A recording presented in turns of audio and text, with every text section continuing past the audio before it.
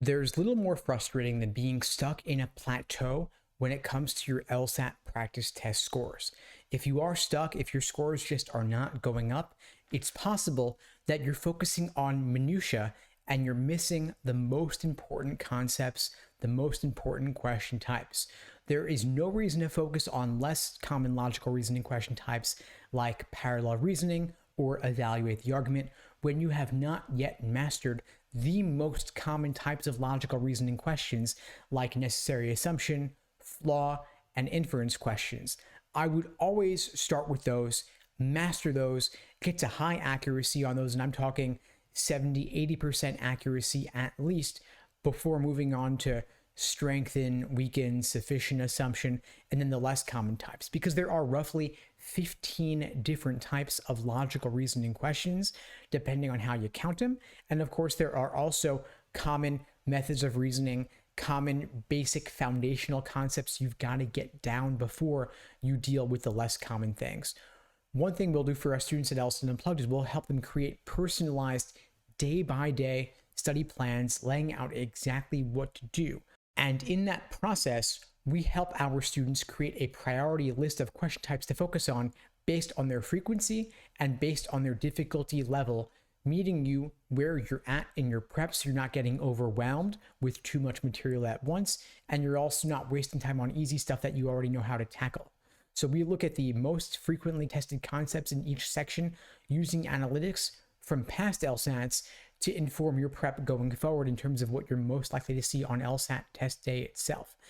Now, as I mentioned, there are roughly 15 different types of logical reasoning question types, but it's not all about question stem type. It is equally important, if not more important, to think about the method of reasoning in this stimulus as well. In other words, I want you to actually take the time to understand what you're reading before you go on to the answer choices.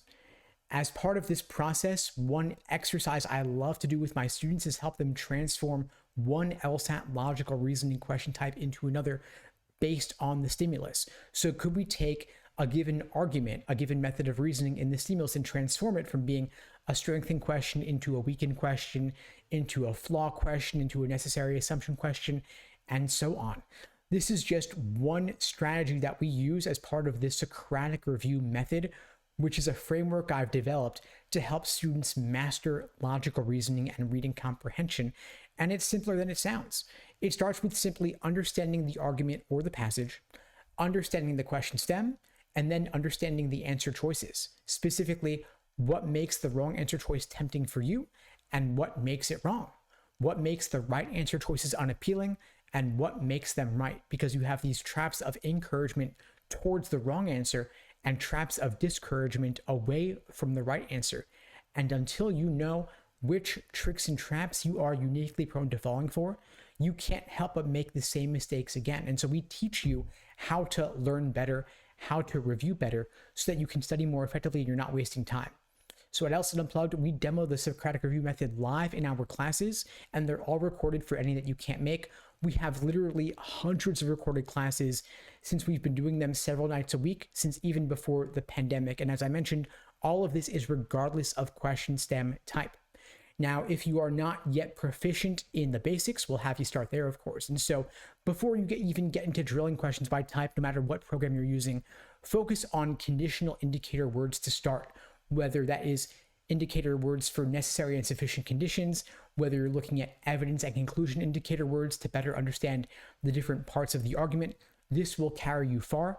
If you don't know them, you're in trouble. Master those first. You can do flashcards, you can read LSAT textbooks, but usually it's a lot easier to watch bite-sized videos. It's just more engaging to help you get it down, since really the LSAT is not the sort of test that you can memorize things or cram for. It's about developing the skills and actually understanding what you're looking at when you encounter an argument. So start there.